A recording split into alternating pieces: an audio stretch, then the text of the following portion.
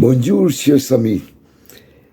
Comme vous voyez, j'ai un channel sur YouTube et j'ai déjà fait 3 émissions de 10 minutes à peu près chacune sur la conjoncture colombienne, sur la pensée du pape François et sur le processus électoral à ma ville, à Medellín. Et maintenant, je vais m'adresser à vous, mes chers amis de la France. Et je vais m'adresser à vous, cette fois-ci, par l'humour. Je crois que dans notre rapport et dans notre amitié, l'humour a joué un rôle important. Et des autres choses sur lesquelles je parlerai dans une prochaine émission. Et alors, je commence par l'humour parce que je crois que c'est un donné, si on peut dire, très fort chez les Colombiens. Et ça, c'est remarquable en vérité, la capacité que les Colombiens ont pour l'humour. Et bien sûr, il y a des situations incroyablement pleines d'humour dans notre réalité. Par exemple, moi, j'habite à côté d'un parc. Et il se passe beaucoup de choses à côté de ce parc et beaucoup de choses chez mes voisins. Et récemment, par exemple, il y a un voisin à moi qui a un chien très grand. Et il habite dans une maison et il a un balcon. Et il a reçu la visite d'un ami. L'ami a frappé la porte.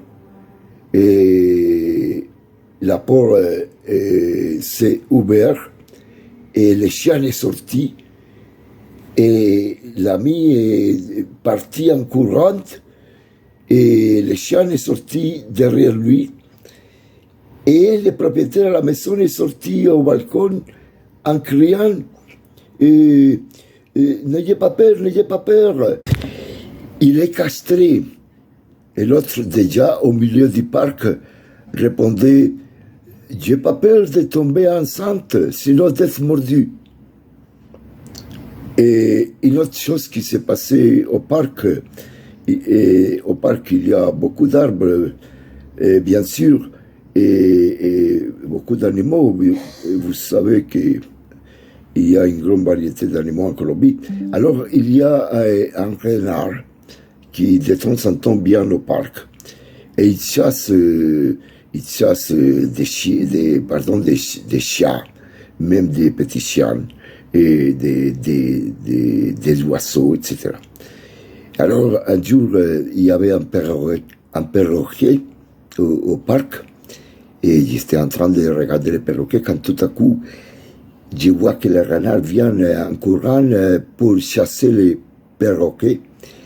Et alors, le perroquet et monte dans un arbre et le chien lui dit écoute, n'ayez pas peur, notre maire, le maire de la ville qui est très écologiste a sorti un décret en disant qu'il est interdit qu'un animal mange un autre animal.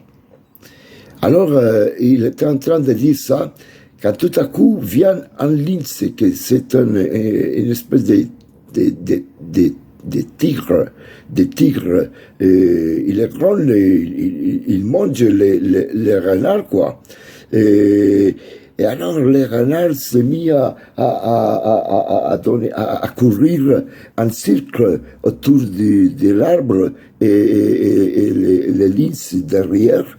Et alors les perroquets disait au renard, lisez les décrets, il faut que tu les lises les décrets.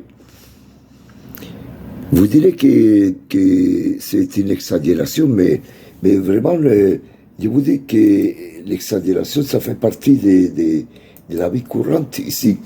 Par exemple, un ami à moi est rentré dans un restaurant qu'il y a ici, et, et alors il a demandé un steak. Et les garçons lui a dit, ça prend pas mal de temps, hein. Alors il a dit, non, ouais, pendant ça, amenez-moi une bière. Alors les garçons prennent son temps, et au bout d'un certain temps, il arrive avec un tonnel. Il met un tonnel sur la table, et le type dit, mais qu'est-ce que c'est ça? J'ai demandé une bière. Alors le garçon lui dit, mais monsieur, ne vous inquiétez pas, on est ici un peu exagéré. Très bien. Alors le temps passé, le type buvait de la bière, et quand tout à coup, il arrive, le garçon, avec des autres, avec un bœuf grillé, il met le bœuf sur la table, le type dit, mais qu'est-ce que c'est ça? Il demande un steak. Il dit, non, ne vous inquiétez pas, monsieur, on est ici un peu exagéré. Alors le type commence à maudire le steak et à boire de la bière. Et il devient tout sous. Alors il a besoin d'aller à la toilette. Il se met debout et il demande au garçon, et où est la toilette? Et le garçon lui dit, prenez le couloir, au fond, vous tournez à droite. Alors le type, tout saoulé, marche pour le couloir, et au fond, il se trompe, il tourne à gauche, et il tombe à la piscine. Alors il commence à s'écrier, ne tirez pas la chasse d'eau. Une autre histoire très incroyable, c'est, disons, j'apprécie beaucoup chez les catholiques, que les catholiques, nous sommes capables de rire, même, disons, à propos des histoires du Christ, etc., etc. Je crois que l'humour est même un donné qu'ils doivent avoir tous les chrétiens, quoi. Et alors, ici, il y a un monsieur qui a une usine qui produit des clous. Alors, ça s'appelle les clous Jaramillo, c'est son nom. Et alors, un jour, à la télé est sortie une publicité des clous Jaramillo. Et la publicité montrait le Christ crucifié, et la publicité disait, vous voyez, 2020 tonnes, et il ne tombe pas de la croix. Pourquoi? Parce qu'il est crucifié avec des clous Jaramillo. Alors l'évêque a appelé les propriétaires de l'usine, il a dit, monsieur, quand même, c'est un manque de respect, hein, et je vous demande, s'il vous plaît, de changer la publicité. Alors, il a dit, oui, monsieur l'évêque, je vais changer la publicité. Et en effet, au bout de 8 jours, est sortie une nouvelle publicité qui montrait Jésus-Christ qui était en train de courir, et 2 soldats romains derrière lui, et un des soldats dit à l'autre, tu vois, il s'est échappé parce qu'il n'est pas crucifié avec des clous Jaramillo. Eh bien, alors, j'ai pensé à certaines de ces histoires en pensant à vous, et selon certaines caractéristiques de chacun de vous. Alors, bien sûr, si je pense à Alan, il est un musicien innaté, il connaît toutes les chansons. Et alors, je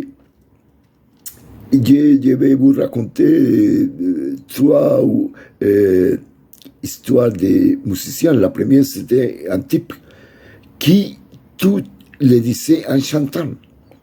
Alors, il est arrivé à la maison, et tout de suite, ma femme, je suis arrivé.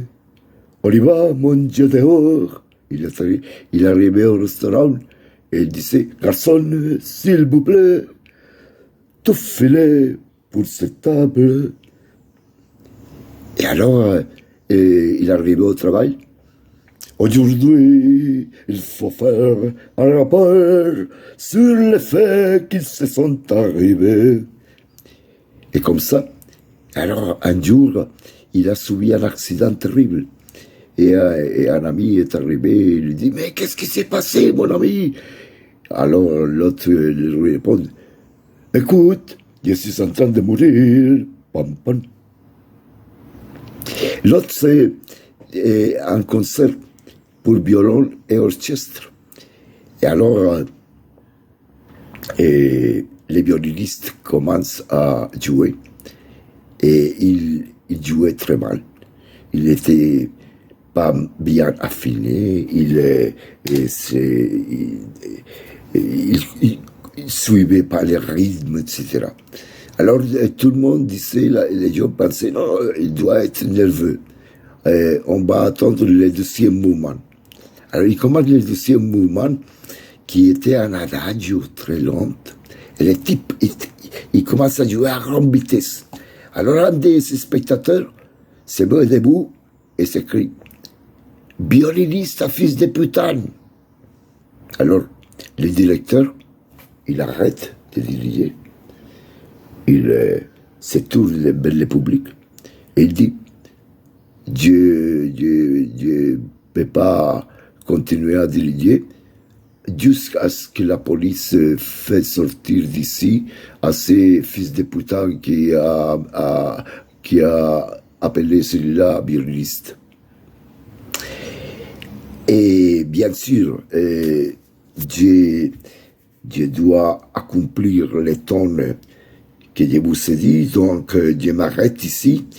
J'espère vos commentaires et voir si ça vous a plu et si vous voulez qu'on touche certains sujets, etc. J'ai déjà pensé pour des prochaines émissions.